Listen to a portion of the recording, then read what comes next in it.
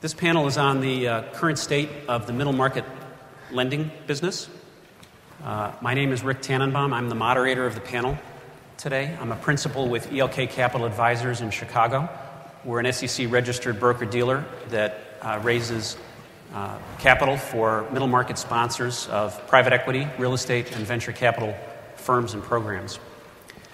We have a terrific panel today representing a wide variety of different capital sources, very senior, knowledgeable people who will answer questions, not only mine, but yours as well, and give you a thorough understanding of what's going on in the very active and very competitive world of middle market lending. A couple of administrative matters. As I said, there are microphones in the aisles. At some point later, when we've run through the initial round of questions, I will ask if there are questions from the audience.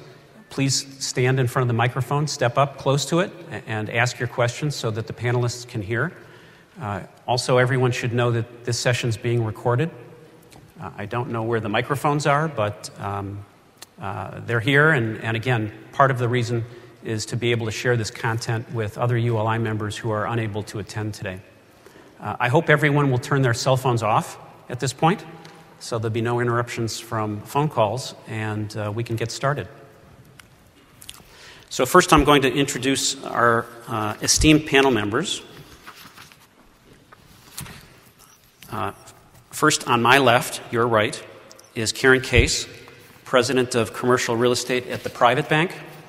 PrivateBank was started in 1989 with a focus on middle market corporate and real estate customers and is a $14 billion bank today. Karen is responsible for the bank's commercial real estate lending activities in Chicago and 5 other offices in the Midwest and Mountain States. To Karen's left is Susanne Hiegel, Vice President of Multifamily Customer Management for Fannie Mae. As most of you know, Fannie Mae is the single largest multifamily lender in the U.S. with over $200 billion of multifamily loans on their books. Susanne is the relationship manager for 10 of Fannie Mae's DUS multifamily lenders. Next to Suzanne's left is Tom Jensen, representing the life insurance industry. Tom is Managing Director of Commercial Mortgages and Real Estate at Members Capital Advisors, the registered investment advisor affiliate of CUNA Mutual in Madison, Wisconsin. CUNA Mutual is a leading provider of financial services to credit unions with $16.5 billion of assets under management. And Tom and his staff manage a portfolio of $1.4 billion of commercial mortgages, which are originated through their national correspondent network. On Tom's left is Brigid Mattingly from Wells Fargo, representing the commercial mortgage-backed lending world. Brigid is Managing Director of Wells Fargo Securities, which is the 3rd largest CMBS originator so far this year, having originated about $8 billion of CMBS loans. Brigid is responsible for securitization, surveillance, and credit oversight, and has been in the CMBS industry for 18 years. I think you said 14 years at Wells Fargo. So please join me in welcoming our esteemed panel today.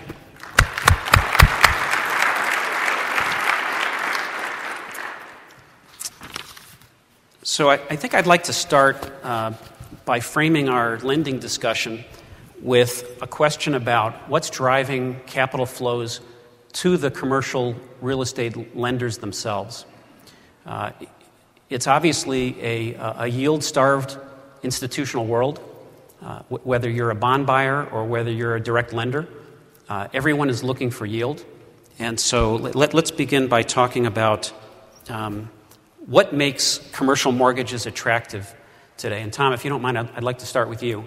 How do mortgage yields compare to other alternatives, other fixed income alternatives that your chief investment officer might be thinking about? And what's the value proposition for the allocation to commercial mortgages? Sure. Right now, commercial mortgages compare very favorable with other asset classes. Mortgages are considered an illiquid investment, which means you can't pick up the phone and trade them like a public investment-grade corporate bond.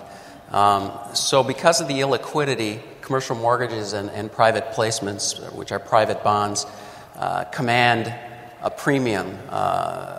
Generally speaking, from a historical basis, it's been 25 to to 50 basis points in excess of a liquid corporate bond. So right there you have value embedded in just the nature of the asset class itself.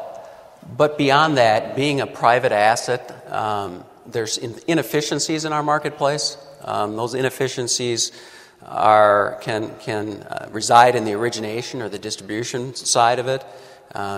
You can have good relationships with commercial mortgage bankers that want to do business with you, with borrowers, and your process in general. So we like to focus on those types of things to generate even more excess yield for our company. So, it's really hard to put a number on it, but, it can be anywhere from, 25 to 50, 75 basis points out over a comparable risk bond. In terms of commercial real estate and your other question in terms of the desirability, I think commercial real estate was supposedly the next shoe to drop after the mortgage bubble burst. And at least on the Lifeco side, we didn't see that happen. So losses were very manageable. And senior management really liked an asset that they could underwrite. It wasn't structured. They knew what they had. You can go out, kick it. And so commercial real estate has been a very desired asset class since the Great Recession. To the point where the life company industry has generally allocated more capital toward its commercial mortgage portfolios? Yeah, I believe that's the case in pretty much the majority of the Lifeco companies. Right. I think I read that the average is about 15% now in the industry, which is up substantially from over the past few years. Right. Great. Well, Karen, you're also a portfolio lender, and your bank has alternatives in the corporate world as well. Maybe you can talk about the value proposition for commercial real estate lending. Well, surprisingly, the yields that we get on the commercial real estate side are not that much greater than we get on the commercial C&I portfolio. We also have the issue that when we make construction loans, we don't have the revenues generated that quickly because it takes time for the outstandings to build up because, as you know, we fund as construction progresses. But the changes that we've seen over the last few years, I guess as a result of the downturn, and particularly in the real estate side, is the covenanting of loans. And I'm glad we're starting with the negative so that we can finish with the positive. Because I think what you'll see from your banks now is far more covenanting on financial reporting as well as performance of the properties themselves. And for example, whereas you historically maybe would be asked for a financial statement if you're a guarantor, whether it be carve-outs or payment guarantee, when you open the loan and maybe annually, now you'll probably have to submit those to your bank quarterly or at least twice a year. And you'll need to substantiate what your liquidity is. In other words, show your brokerage statement so that if you say you have $3 million of liquidity on your statement, you need to show those brokerage statements to prove it or validate it. Because what we saw during the downturn was that somebody said they had $3 million, but when you really dug into it, it was in their spouse's trust, their children's trust, or their trust, and so as a guarantor, we didn't really have reach to that. On the financial performance of the real estate, you'll see far more debt service coverage covenants and time triggers associated with those. Okay. But in terms of the desire on the part of banks to be active commercial real estate lenders, the experience of the recession has not discouraged them from playing an active role. It's a good time to be a borrower. Right. It's a really good time. We have about a 30% allocation of real estate among our loan portfolio at large. Okay, great. Now, it's a little different in the world of securitized lending, where you're not lending directly off of your balance sheet and you have to be able to sell bonds. Susanne, what is kind of the value proposition for the bond buyers if they're looking at buying a Fannie bond, for example? Well, for instance, compared to the CMBS market, you saw very, double-digit delinquency rates through the recession. Our delinquency rate was less than 1%. And we reported third quarter earnings today, and in multifamily, the delinquency rate is down to 18 basis points. So there's a very high degree of confidence. Aside from the government guarantee, there's also a very high degree of confidence in the level of underwriting that we do on a property. Obviously, we're lending very long term. Our minimum term is 5 years. We go out as long as tax-exempt bond deals are 30 years. We even on the conventional side will go out, on a rare basis that long. 10 years is really our sweet spot. So we are lending more long-term money, permanent loan money. So our due diligence process is fairly robust. We also uniquely at Fannie Mae have a loss-sharing arrangement with our lender partners. There are 25 of them. And they share the first dollar of loss with us, 1/3, 2/3. So they're also looking to their own money at risk. And we think that adds a lot of value, as do investors. And so the standardization that Fannie brings to the market, the liquidity, the consistency of the liquidity, I think has helped us. And the investors really do see that. They really do look to a Fannie Mae DUS MBS as a safe commodity. Right. Now, in the CMBS world, Brigid, there was a bit of a gap that ran through the recession in terms of CMBS issuances. It appears as though it's starting to ramp back up again. Certainly, if you look at the announcements of new CMBS platforms that have been established, it's kind of back to the 90s again. But if you could just help us understand a little bit more about the bond offerings and what kinds of yields the investors are getting and why there's a compelling argument for them to dive back in to the CMBS bond market. Sure. The CMBS market this year will probably reach about $80 billion. So it's very robust. It's about well over 50% of last year's issuance. We're seeing single borrower transactions like an Irvine company, a lot of Trophy Manhattan, single, 375 Park, 300 Park, those are examples. A lot of Trophy regional malls, and then we're back to the traditional conduit, which will be probably about $50 billion of the $80 billion that we'll see this year. Investors are definitely back. The investor base that we're seeing in what we're calling CMBS 2.0, 3.0 versus, the pre-2007 vintages. The investor base is primarily insurance companies and money markets. The transactions look very much the same. When we get to that later, I can give you they're more conservative in terms of debt yield and LTV, but the big difference in CMBS now for buyers is the prop desks. Banks had big proprietary trading desks with the Volcker rule. That's gone, and the big hedge funds are gone. So you have, you used to have a buyer come in and buy, $400 million order of AAA securities. Those accounts are gone. Like today, our biggest order would be $100 million. But in terms of relative value, CMBS looks quite good to corporates. You're at today about 100 over on a 10-year swap. It's kind of difficult to bogey that to corporates because there's very few AAA corporates. Like we looked up this morning, AAA corporate would be Exxon. You could buy a AAA Exxon bond at swaps plus 63, but it has a dollar price, a very big premium on that bond of 140. So again, CMBS looks attractive to someone. It's often bogeyed to REITs. It's obviously different because REITs can raise equity and CMBS is to non-recourse borrowers. But again, if a AAA CMBS now is 100, Simon is trading at 90 over it right now. So right. It is attractive. People often use CMBS because of the scalability of the ratings and to scale their portfolio up on the AAA side. And so buyers are back, but again, the orders are smaller. And you're seeing, before in CMBS, you'd see a $6-7 billion transaction. You will not see any conduits go over $1.5 billion.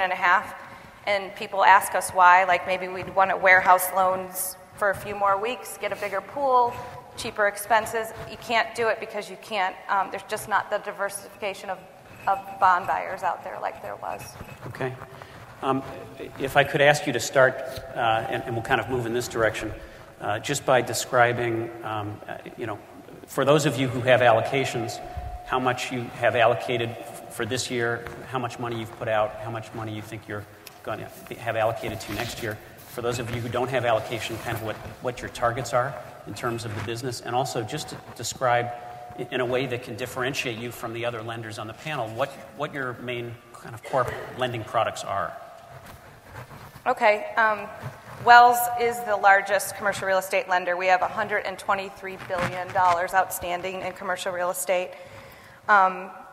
2012, we were the largest originator at $63 billion. Obviously, we're extremely diverse. We do all commercial. We have a hospitality group. We do mezz lending. We have a multifamily finance. We have a brokerage arm as well. And obviously, I think folks know we own Eastdil as well. In my group on the security side, we do a lot of repo and warehouse financing as well. And then our direct CMBS securitization group, we're a broker-dealer. We're third in the league tables. We've issued about $8 billion, as you said, and our conduit group will do $5 billion this year, and we're planning for $6.5 billion next year. And are they historically this year, have they been fixed rate, kind of 5-year, 10-year mortgages? For the conduit, it's non-recourse fixed rate, and primarily 10-year. And then on the balance sheet, they'll do 3, 5, 7. Right. We'll even do some mezz debt in those 3 and 5 year buckets. Okay, great. Tom? In terms of our strategic allocation, we're targeting 14% of our general account assets, the commercial mortgages. Tactically, we can move within a range of, say, 10 to 18. Currently, we're at 13%. In terms of actual numbers, what we did, about 2011, we did $300 million, 2012, $350 million. This year, $400 million, and 2014, we're going to probably be $400 to $450 million. So we've been on a pretty good trajectory, and we actually doubled our portfolio over the last 4+ years. So management is very committed to the asset class. In terms of our loan program, in terms of our loan size, we look at loans from 30 to 30 million. On that upper range, we'll get a participant. It's a little too big, too chunky for the size of our portfolio. Loan terms, we're a fixed rate lender only, no floating rate, but we do have terms all across the board. 3 to 25 years, generally speaking. For maybe a new multifamily, we could go to 30 just to compete against the agencies. But amortization, we prefer 25 years or less. If it's a low loan-to-value deal, we can do some IO or a 30-year AM. From a loan-to-value perspective, we've been sticking at 65% for most property types. We'll do 70% for multifamily.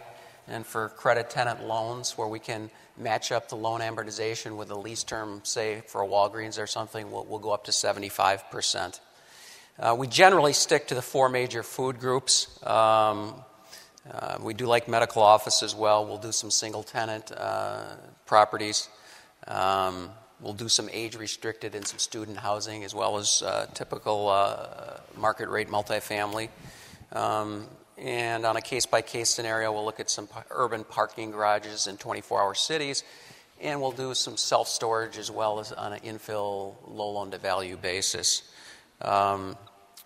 Another aspect of our program is, typically life companies are yield maintenance in terms of prepayment provisions. We like to offer some flexible prepayment options so we compete a little against the banks in that arena.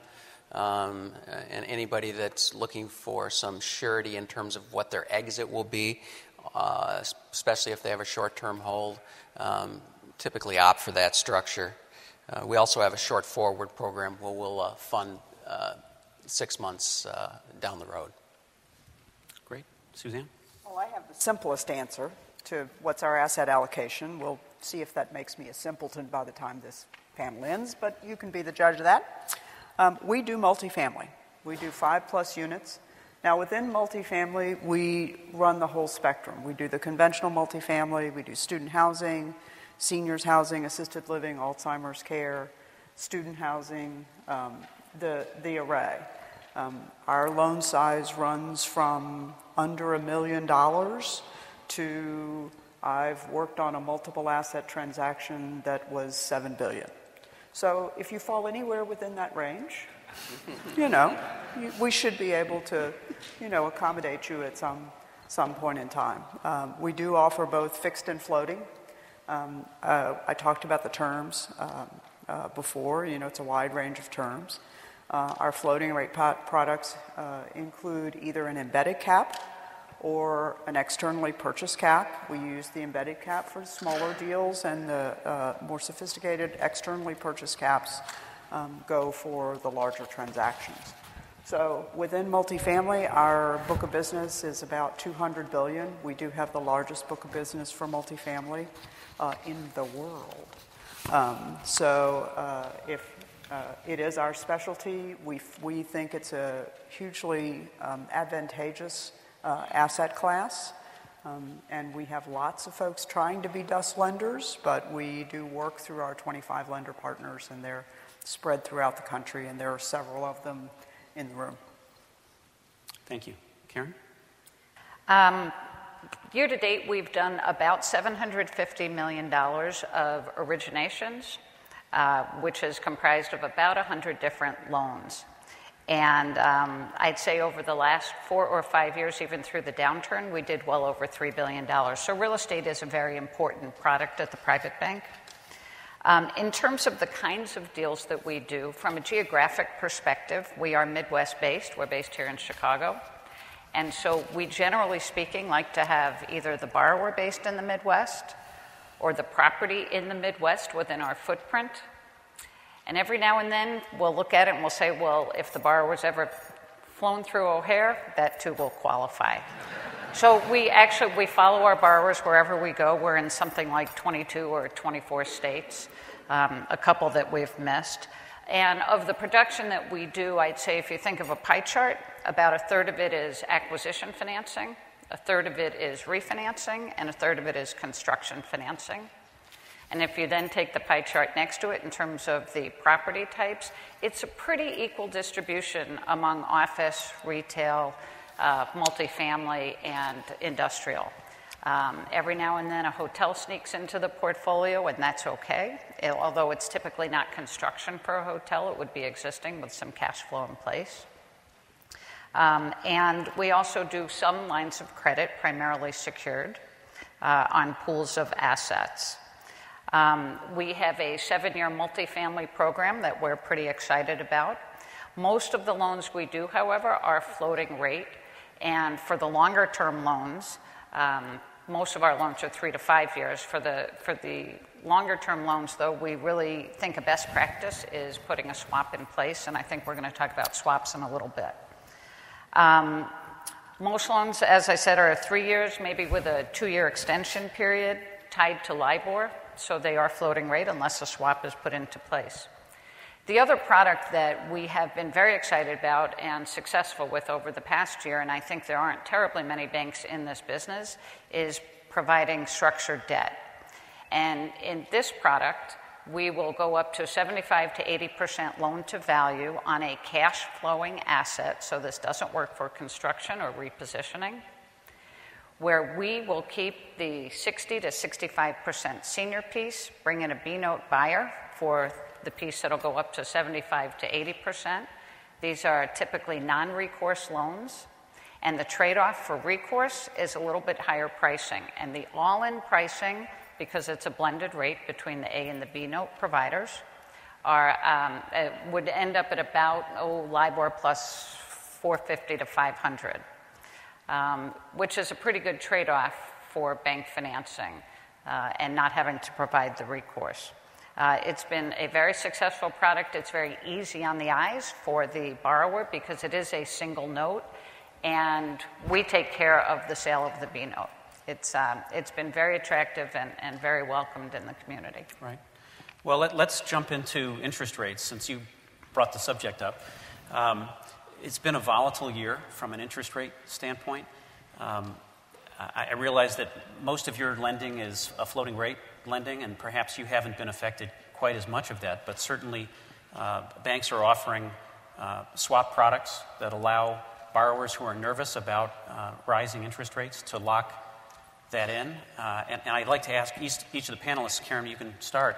by talking about what products you're offering really to help borrowers who are concerned about interest rates. I'd also like, if you could, just reflect back on this year and talk a little bit about the dynamic of what happened as interest rates really got volatile during the summer period. You know, what it did to your pipeline of business and really what it did to your borrower base, and whether these products helped them address those interest rate fluctuations.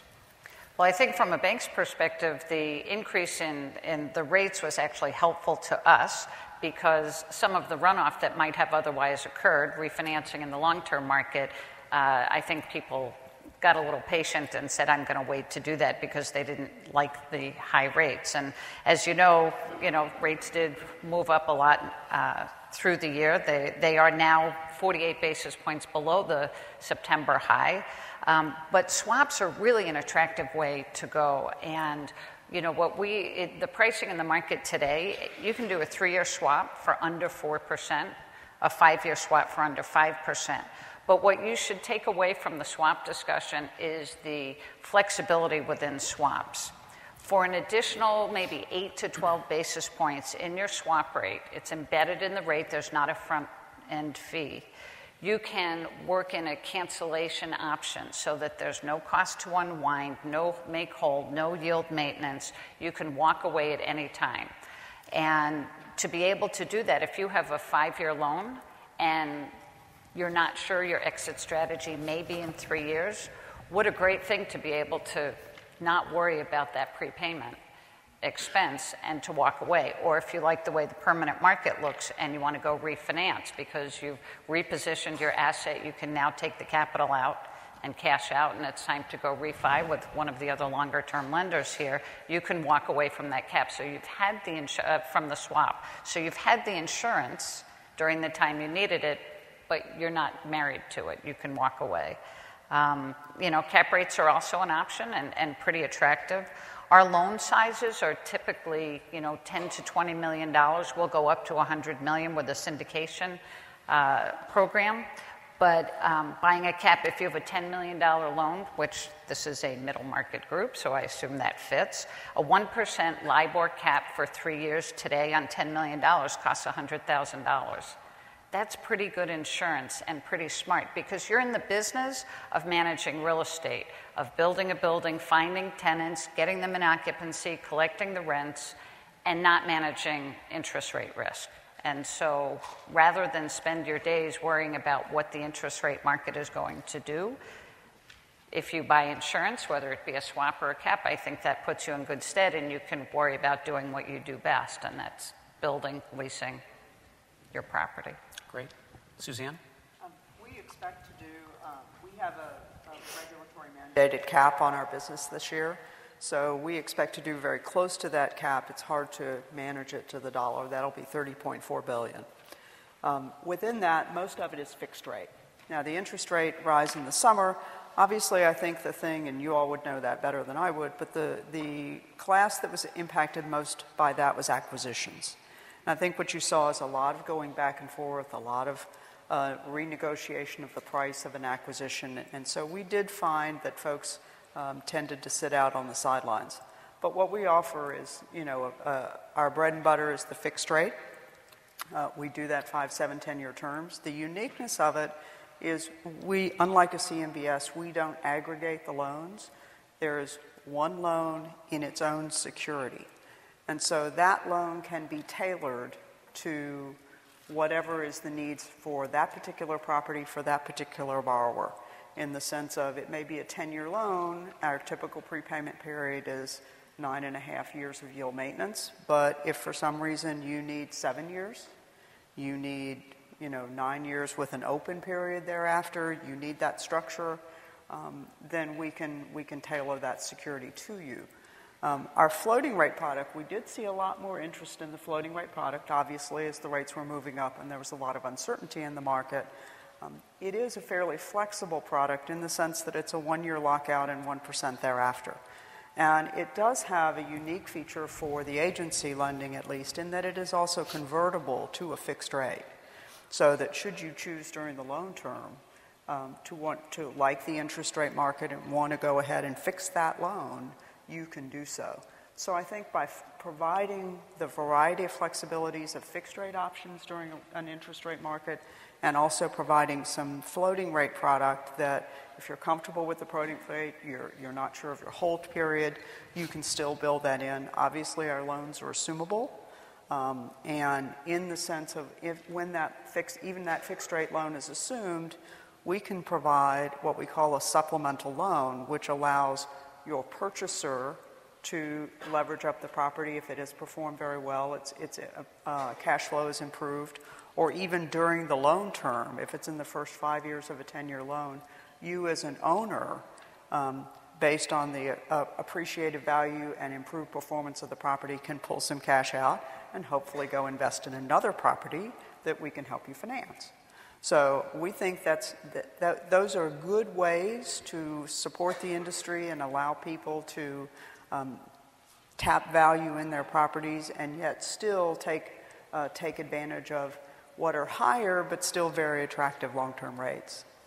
The conversion that you were just talking about from floating rate to fixed rate, is it a specified fixed rate in the floating rate loan, or is it a spread and it will depend upon what treasuries are, for example, when you exercise that option? Our spreads are a bit different in the bank in that we have spreads over treasury rates, not really swap rates.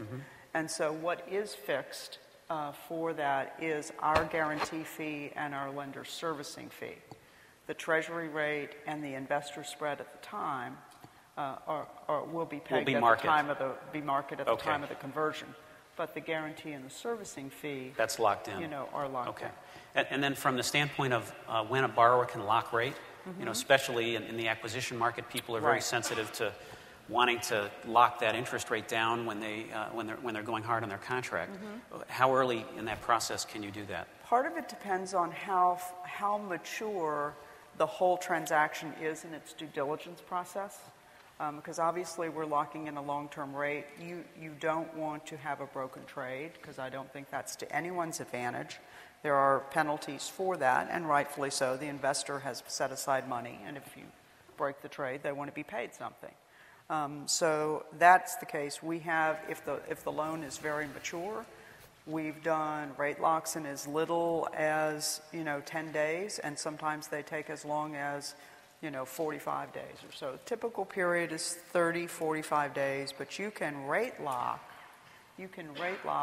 For instance, if you have indications of value from the appraiser as opposed to the entire appraisal report being finalized. And the lenders can walk you through the process of what's necessary for a rate lock. That's not necessarily every I dotted, every T crossed for that. So we can get to rate lock very efficiently. And there's also there's an emphasis within the lender shop and our shop on urgency based on either refinance dates coming up or on acquisitions. Right. Great. Tom?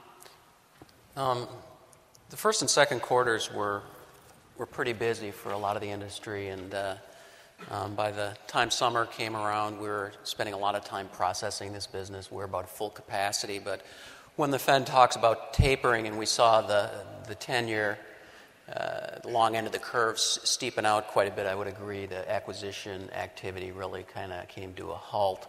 They're trying to figure out, where their cost of funds were going to be and what kind of cap rate they should be using. In addition to that, it put some pressure on us in terms of how we should be pricing given the volatility.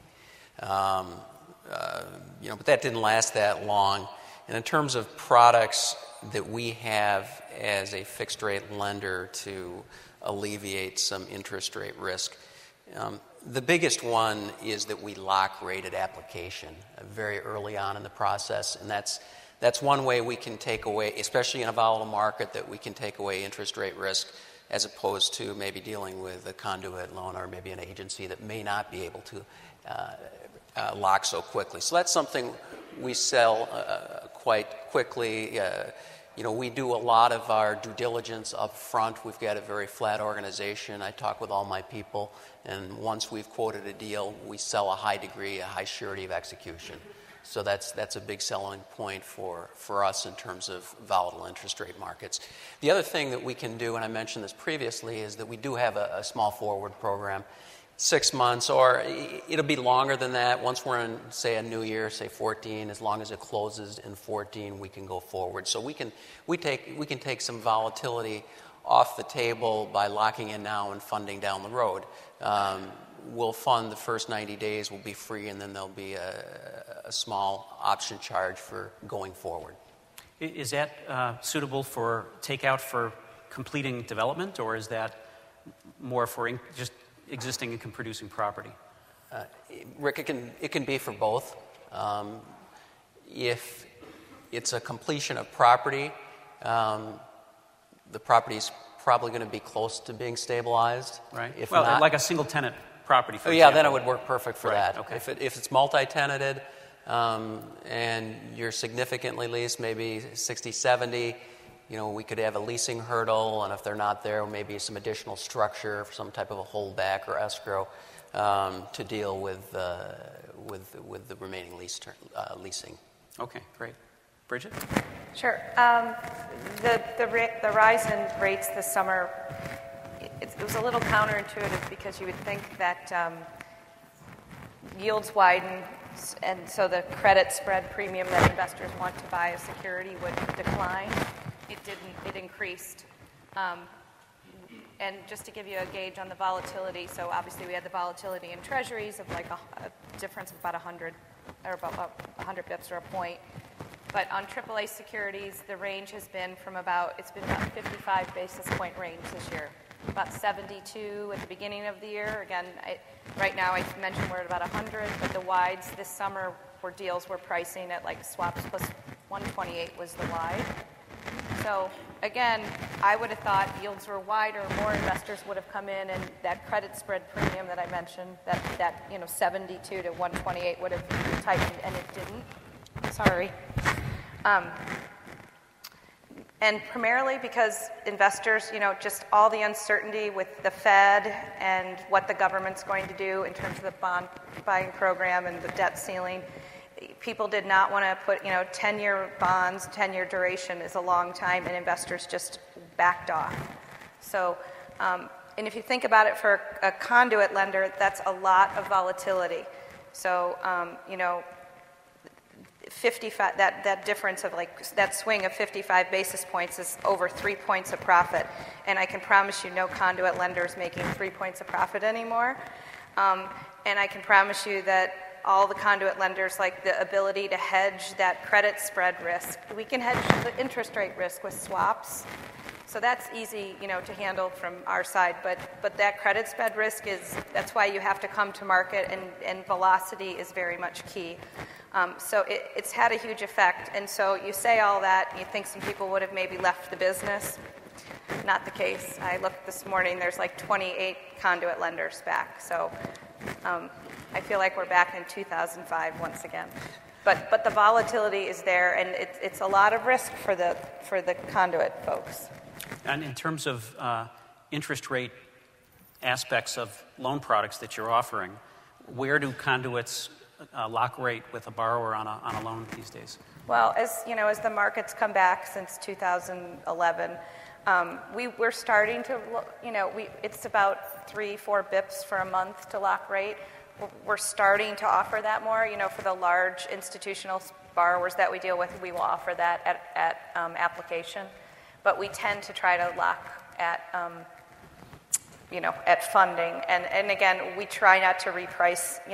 Every loan has a material adverse change clause, because if you did have a 55 bip swing in your spreads between, the 60 days between when you sign an app and you fund the loan, a conduit lender will likely go back to a borrower.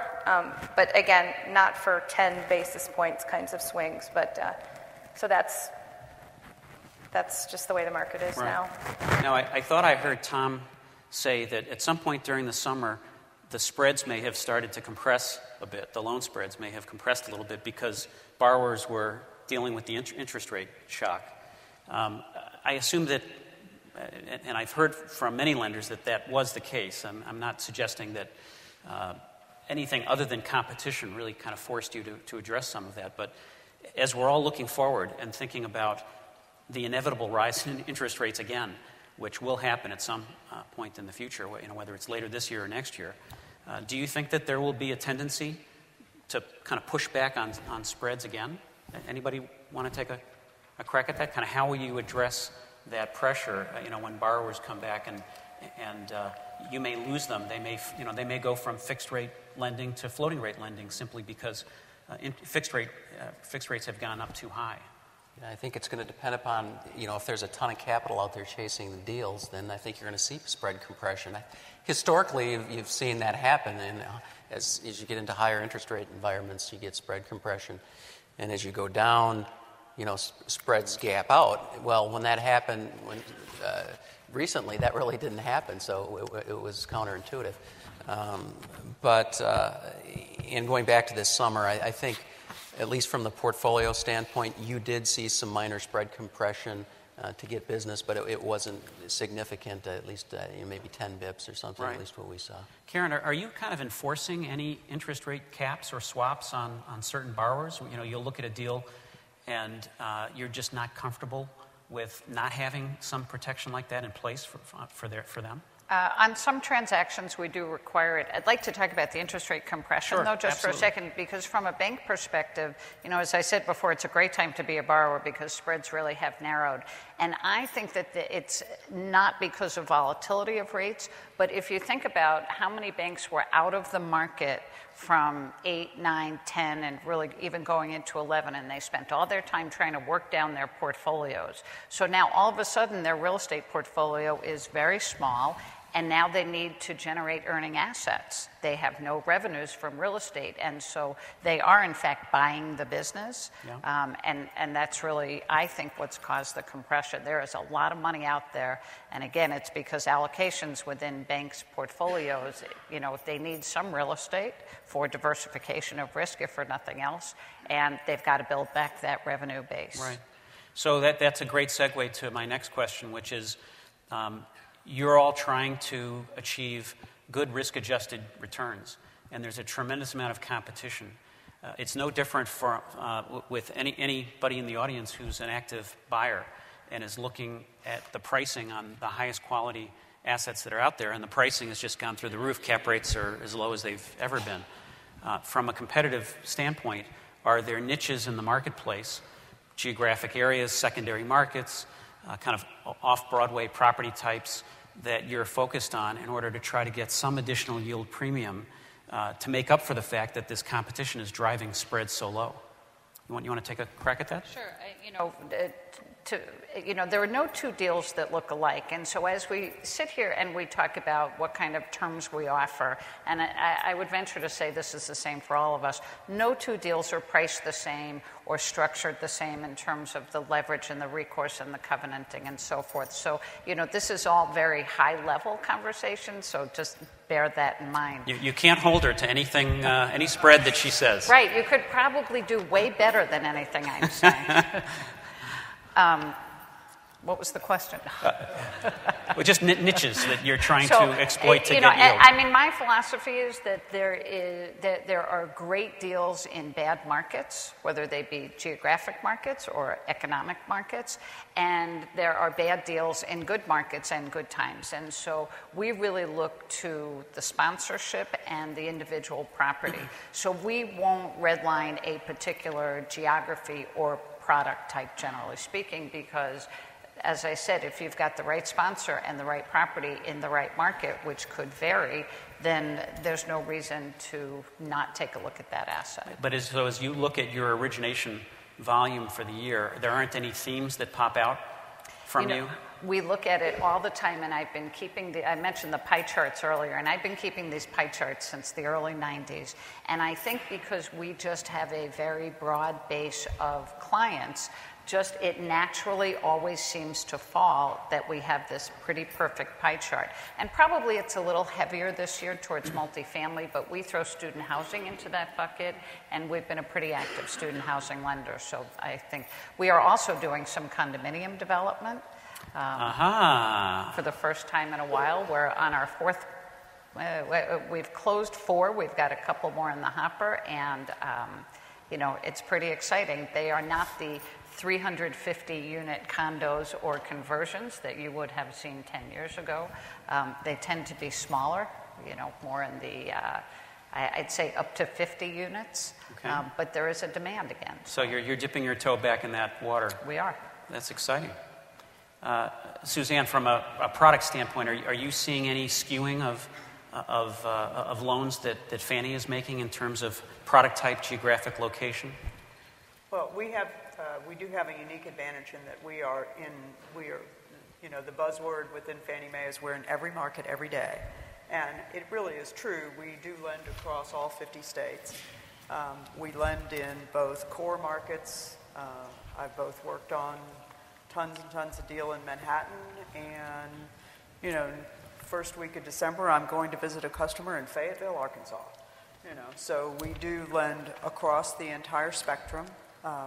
We've seen more activity in certain areas, but they're smaller niches compared to the overall market. We've seen much more student housing come into the market, and we do finance that very readily. It's a great product.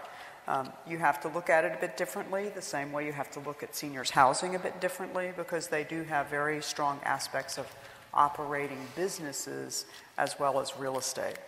But we look to our the credit side of our organization, as opposed to the production side that I'm on, is regionally based, and we very much look to markets. Our lenders also have, if you're within the sort of Fannie Mae guidelines, which run around the 80% LTV, 125 amortizing debt service coverage, they also, because they share risk, have the ability to totally underwrite the loan and sell that loan to Fannie Mae sight unseen. And we only do a post-purchase review on that. We're very happy. It makes for a very efficient system for the lenders to be able to do that. If there are certain markets which we feel have characteristics that we may want to look at, or characteristics of the loan that Fannie Mae may want to look at, the lender submits its full underwriting to us. We give it a quick look. For most of our lenders, we then delegate that loan back to the lenders for them to be able to complete the closing process. We don't need to see it again. And so we try and minimize, our job is to minimize our touch on the loans. We look at the performance of markets very closely. We've recently taken certain markets in Ohio. We've taken Columbus off of what we call our pre-review list that Fannie Mae doesn't need to touch loans in that market. We've taken off Florida, with the exception of Jacksonville, off of our pre-review list based on the improved performance in the Florida market. So we do evaluate markets on an ongoing basis for the ability of the lenders just to be able to look at the loans in those markets and deal with them accordingly. We risk-based price based on leverage and based on leverage and coverage, so that our pricing is tiered. Obviously, it's a risk-based system. There's a risk-reward to that. The more risk you're taking, the more we are going to charge for our guarantee. So it goes all across the spectrum. And as far as niches, our niche is multifamily. So, it's a little different from that perspective. But we do go across, and a majority of our lenders operate nationally. So it's all the way across the board. Tom? Well, we don't have to put $2 or $3 billion out a year, so we don't necessarily have to buy the market, if you will. At $400 million, we can be fairly selective in terms of our yield requirements. That's not to say that for the right relationship, the right deal, we won't be very competitive in terms of pricing, especially when we can do repeat business. But by and large, we're looking for a little higher yield than maybe some of the larger lenders that have to put, $6-7 billion out. So we'll consider investing in secondary markets in B quality product, so long as the loan characteristics, there's strong loan metrics, we've got a good history, good sponsor, good location. I kind of subscribe to what Karen said about you could have the best deal in the worst market. So I'm not into redlining as well. It's really a deal-by-deal, case-by-case scenario. One way we'll compete, grocery-anchored shopping centers have always been a darling. They go out at some very tight pricing and high proceeds. We'll take some risk if the grocer has a short term remaining on their lease. Do you have any Dominics in your portfolio? We do not. Very good. But we'll, depending upon their sales, we can structure for it in the terms of maybe creating a sinking fund or a springing master lease or whatever we deem to be acceptable underwriting in that respect. So, we will keep an open mind on those types of properties and geographies in order to get some spread. Okay. I need to quickly say, even if a market such as Jacksonville is on our pre-review list, we are still lending in those markets. Hells, we're lending in Las Vegas. Right. So redlining is not, I think you're hearing that saying, but it's particularly sensitive to Fannie Mae, so we're assessing the risk in a particular market, but we're lending. Right. Brigid, I think you're up next, and I wanted to also ask you to comment as you respond to the question of, what are B-piece buyers kicking out these days? Because obviously, you have another audience that's looking at what you're lending on, and they have a big impact on those decisions. Yep. And for those just who are not familiar with conduit lending, there's a B-piece buyer, there's a fund, they're typically all funds. They buy the triple B bonds down through the non-rated bonds. So they're buying the first loss pieces of these trusts of securities. So they will go through every loan in the pool. They will re-underwrite it. They will go through all the third parties and visit each asset. So that that we can, if we get to risk retention, that's the party that's going to be working with the issuers on risk retention, part of Dodd-Frank. But anyway, the conduits, and I worked for a conduit in 1995. The reason they came to be was they were a little more proceeds, maybe the pricing's sometimes cheaper, and we tend to stretch a little bit on, some structural things that the life cos wouldn't in the banks. And there's, as long as loans are structured properly in the rating agencies, and in my opinion, if they do their job, that should be fine. And each of the investors kind of know the risk that they're taking when they buy a security. But so what we're seeing right now in terms of stretch in CMBS, I feel like we're in 2005. We have 28 lenders, so it's a very brokered market. So you can imagine what happens. One guy will offer 2 years IOs, the next guy offers 3. You're seeing IO given away, you're seeing reserves given away, for rollover risk, and that's a big issue for senior investors right now, and as well as B-piece buyers. Single tenant risk, probably I'd say the conduits take a little more than the life cos, probably a lot more. But B-piece buyers are definitely, so if they don't like the loan, they will kick it out.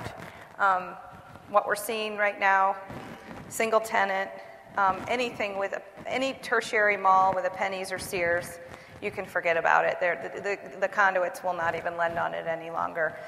If you look past at CMBS 1.0, those are some of our biggest loss severities.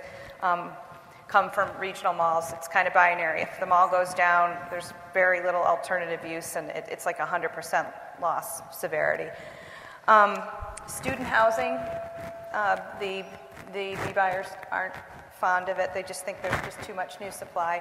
And frankly, like any BC quality multifamily, they're concerned about it as the housing markets start to rebound. And, there's been some big push in rents. How about hotels? Hotels, well, obviously we're past peak. It's very market dependent, but that's one sector where the conduits are still getting AM. We are not seeing IO done on hospitality. It used to always be 25 years, but I tell you, we're seeing 30 years right now. Let's see what else. I actually talked to a B buyer last week. Tertiary markets. large cash outs. If they, borrowers who had checkered past, they'll kick them out. The one thing is, though, about conduits now, there's like 10 different B buyers. So if I make a loan and it gets kicked out, the next pool we likely sell will sell it to a different B buyer, and each B buyer has a different view of credit risk. So, you're not necessarily stuck with the B piece. You'll find another buyer for it. Correct. Okay. And I'm not advertising for Wells, but it's true. We are the largest real estate lender. We're very credit focused. We don't make a loan just because we can sell it. We make it if we would hold it. I cannot tell you that the whole conduit business is wired that way, but and that's why again, some people think risk retention is a very good thing that you're going to see in our sector. Well, and I want to talk about that for a second, but I would like to say that I think we have about 10 to 15 minutes left, and I would like to leave maybe the last 5 to 10 minutes for questions from the audience. So you'll see there are 2 microphones in the aisles. If you have an interest in asking the panel a question, please get closer to the microphone, and after this last question, I'll open it up to questions from the audience. And I did want to talk about risk retention because it was just last week that the CRE Finance Council issued a comment letter in response to some regulatory discussion. There's no final decision that's been made about imposing some risk retention to CMBS originators. And it was I think it was a 50-page comment letter that they issued.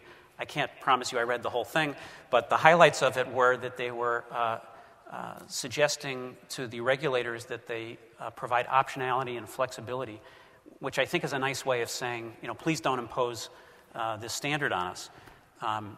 There was also something interesting in this comment letter which said that the rule would diminish availability of capital and would increase the cost to CMBS borrowers by 40 to 50 basis points. Now, I don't know. They footnoted how they calculated that. I didn't spend a huge amount of time trying to figure out how they came up with that number.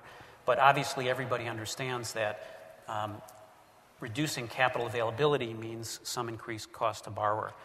The question I wanted to ask, and I'm going to put you a little bit on the spot here, is whether it's something that is for the good of everybody. Should it be done in order to try to make sure that the experience that we just went through in the last 5 years with a lot of securitized loans does not happen again? And again, I've been in the conduit business for a long time, so I saw what happened. And thank goodness I was able to keep my job, and many of my peers didn't. The market was way overheated. In my opinion, the big risk and the big thing that went on is those B-piece buyers pre-meltdown were able to re-securitize or CDO their paper. So they buy that bottom risk, and they weren't thinking of it as a buy and hold. It was just a flip for them. So that really probably didn't drive the most prudent credit decisions, and you guys all know where we ended up. So I think that there's pieces of the risk retention that are warranted. B buyers they have to hold that investment for 5 years. They can't hedge it, they can't re-REMIC or CDO or whatever word y'all like to use. That's off the table. But they've also mandated things like they have to take a bigger B piece. I won't bore you with all the nuances of it. But they're going to have to take risk further up the capital stack, and that's just not where they tend to play. And these funds need like mid-teens loss-adjusted yields. So if I told you I'm going to stick you with buying a single A security, you're going to want more yield because that's just the returns those funds have to pay their investors. That's going to drive the cost of capital up. When I'm on the board at the CREFC, and what we're trying to do is there's certain things about the risk retention that, they wanted all those standalone deals, like all those fortress malls and fortress office buildings that are securitized. They want someone to retain the risk on those. Those have, if not, I think there's one deal ever that's defaulted. It's not warranted, and there's great transparency to investors on those asset classes. We're also trying to allow the B-piece buyer to kind of add another investor in, so if they have to take a bigger B-piece, they can find kind of they can partner with someone to kind of get that yield requirement down, because again, all it's going to do is drive the cost of capital. And, some people, like one of my peers at New York Life, thinks that then the life cos will just raise their cost of capital and the market will kind of find its equilibrium. Others think, this is just going to really cause the cats and dogs assets to go into conduit lending, which is exactly what the regulators don't want. Right. So I know I'm not answering specifically, but I think they don't understand it. They don't. I mean, I went to a couple lobbying trips. I talked to a 25-year-old who then, met with his senator. We got 2 minutes of his time. So I would tend to say they might have missed the boat on some things. Right. But again, I would say the no CDO regime is good. Right. Well, I mean, it's an upcoming and somewhat controversial subject. I didn't mean to completely put you on the spot, but I know this is a model that's worked well for the GSEs. I think they feel very confident of it. I'm sure that your life company and bank competition would love the idea of adding some additional burden onto your cost of capital from a competitive standpoint, but it's obviously an ongoing discussion that will... The ruling likely might be finalized by the end of the year, and it won't take effect for 2 years. So there's a lot of smart people on Wall Street that'll probably figure out a way to deal with it, and it'll be okay. All right, so I have more questions on my list, but we'd love to hear questions from the audience. Would anyone... Yes, ma'am? Hi. I have a question about the migration of terms like financial covenants from the conduit market to the non-conduit market. I think it used to be the case that people could choose to do a conduit loan because they got a little better pricing, and part of the trade-off for that was increased financial monitoring. Whereas with some other lenders, you might pay a little bit more, but you wouldn't have the burden of that kind of monitoring. So I'm just curious to see how that migration is playing out. We are a non-recourse lender. We do, for higher leverage loans, require a guarantor of, the typical bad boy acts, fraud, misrepresentation, a warm body. A warm body carve out. It can be, in certain instances, it can be a capitalized entity, but, it's tacky to transfer the property without our consent. And so there does need to be consequences for that. Now, Now, on lower leverage loans, we do not require the warm body carve out and just look to the entity itself. So, from a bank perspective, I will share a dirty little secret with you.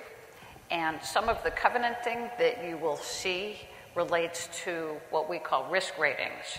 And every bank has a risk rating formula. Every loan is risk rated.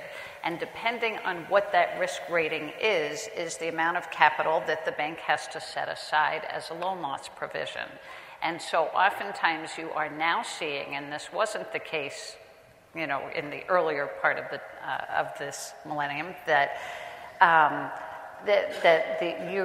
you'll now see your covenants tied to whatever that bank's risk rating formula might be. And you won't know what that is, but you could probably back into it somehow, because if you've got a loan that's, say in our bank, if you're risk rated a 1, it's a cash secured loan. Most real estate loans fall into, in our vernacular, a 4. And so let's say for a 4, we have to set aside $1 of capital for loan loss provision. If you move it to a 5, maybe it's $1.30, and if you move it to a 6, maybe it's $2. And so sometimes you will find covenanting is tied to what that risk rating formula might be, so that we can stay on top of it and be 4, 3. We rarely see 2s or 1s in real estate. And the other thing from a regulatory standpoint that is now being discussed with Dodd-Frank is what they're calling a highly volatile CRE loan, HVCRE. And for loans that are greater than 85% loan to cost, if you, on a typical deal, under 85% would have to set aside $1, over 85% loan to cost, now you'd have to set aside $1.50. Now, where that doesn't make sense, and I'm sure somebody will figure it out, is that typically when you're making an 85% or higher loan-to-cost loan, it's because you've got a an investment grade tenant. So I think you had mentioned, Tom, a Walgreens. So you might go higher than 85% loan to cost on a Walgreens development. And so here we are making a loan to an investment grade tenant, and we have to set aside higher capital for that. Whereas if we made an 82% loan to Joe's Pizza, we'd only have to set aside $1. And so things like that don't always make sense. So borrow 84.9%. That's the answer. Exactly. Yes, sir? Oh, go ahead. In practice, what are your advance rates and the loan to values that you're seeing? I think we all know that the appraisal environment has sort of been, re-rigged to work against, the values to effectively lower them. And nobody can control that. That's out of everybody's hands now. But as a practice, where are you seeing your loan to values going? And certainly because 65% is, for all practical purposes, relatively useless to most developers. Where's your pressure? I hear a lot of 65, 70s, but it really doesn't scratch the itch. So talk about where the market's either leading you or what you're actually doing. So is there anybody going up as high as 80% other than multifamily? No. Okay. You'll do it with a structured? Unstructured. Right.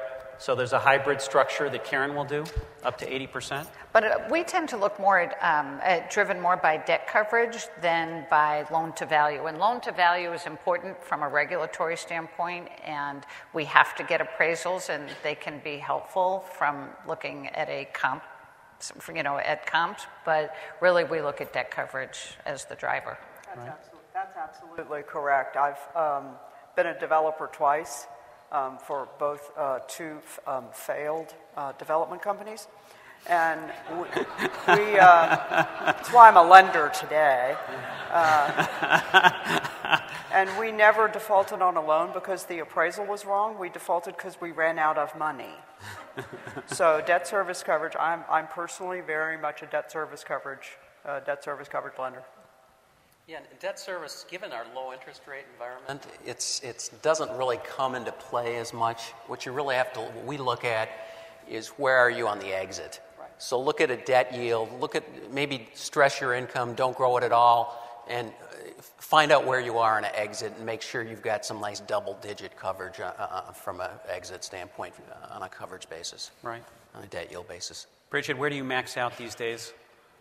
75 LTV, but we always have across the bank debt yield is the key.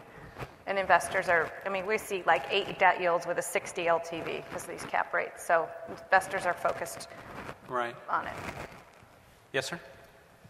Could you talk about mixed-use projects a little bit, what you guys are looking for, where the residential is probably about 80% of the income and the retail and office is the balance? Could you talk about what you're looking for? We do them all the time. We see, primarily in high rises. Part of it depends on, we do take a separate vacancy factor on the commercial space, whereas on the multi-space, we'll take actual or about minimum 5%. We'll take about a 10% on the retail side.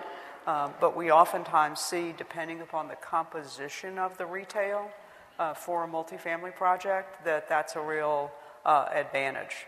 You've got a good grocery in the bottom, especially you got a Whole Foods or a Trader Joe's or something like that. That's a home run in multifamily. And then what services it provides. So we'll look at the leases. A lot of times we'll be looking at the multifamily before the retail is leased.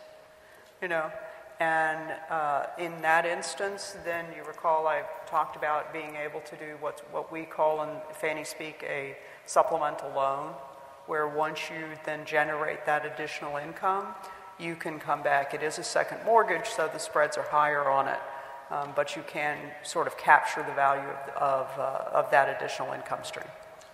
I agree with Susanne. I just also add that what we'll do is we'll bifurcate the cap rate as well from a value standpoint, if appropriate. Okay. Yes, sir? Thank you. You mentioned the bad boy carve-outs. One of the carve-outs that I have seen, especially in the separateness section, is a borrower's failure to pay debts when due will trigger full recourse liability for the guarantor. And I know Wells has sued a couple of guarantors, one in Michigan and one in Georgia on that. I'm just wondering how that's consistent with the concept of an otherwise non-recourse loan if the borrower's failure to pay debts when due triggers full recourse liability. Sorry to put you on the spot. Burning question. I'm a conduit. I'm a securitization person. I can't speak to that. Sorry. I'm not sure you're going to get a satisfactory answer from this panel on that question. It's obviously a touchy subject, and there certainly are circumstances under which non-recourse carve-out clauses are triggered, unhappily, for the borrower. But that may be beyond the commenting interest for this panel today. I'm sorry. All right, one more question. Good panel. 2 questions for Susanne. The first is you expect to do $30 billion in originations this year. I believe the government has made announcements of a plan to reduce originations by the GSEs going forward. Could you specifically comment on that impact on your originations in 2014?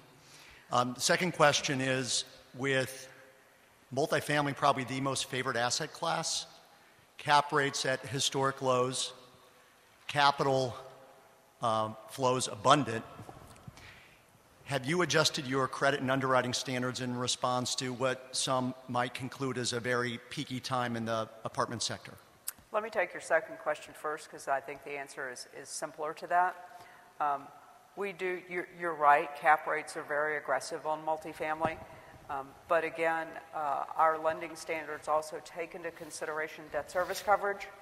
And so what I think you will find is that you're probably going to Brigid's point, you're probably going to run out of income in sizing your loan before you run out of value. And so I think by looking at both exit analyses and also we have floor interest rates given the low rate environment,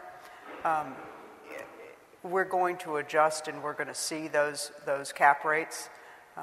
But we're going to really rely on income until you get into the lower leverage deals. And so I think that sort of self-corrects for the low cap rates.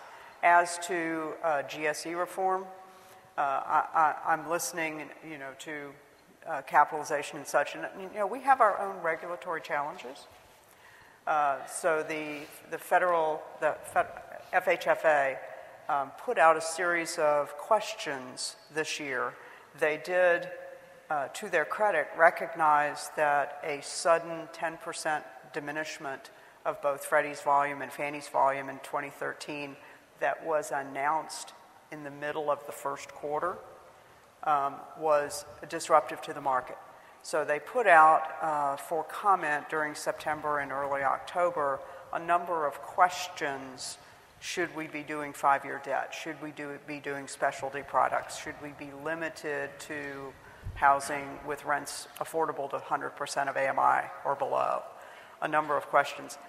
They have indicated there were comment letters, not as many as we would have thought. There were fewer than 50 comment letters to those questions. And they have indicated to us that they will be providing guidance to Fannie and Freddie before the end of November. I don't know if they're going to make that deadline or not. That's really not in our control. They are perhaps talking about, instead of just the questions would lead you to believe that they're not necessarily going to just a blanket percentage. We are very interested in a plan that would let us balance our book, do one kind of lending so that you can do another kind of lending and be able to serve all the asset sub-flavors within multifamily. So the answer to your question about 2014 is we don't know yet. But hopefully it'll be smoother than 2013. That disruption that Susanne was talking about helped us do the most multifamily originations that we've ever done by several-fold. Well, great. Thank you very much for participating. Please thank our panel members. Thank you. I wanted to get to the cap rate question, but I think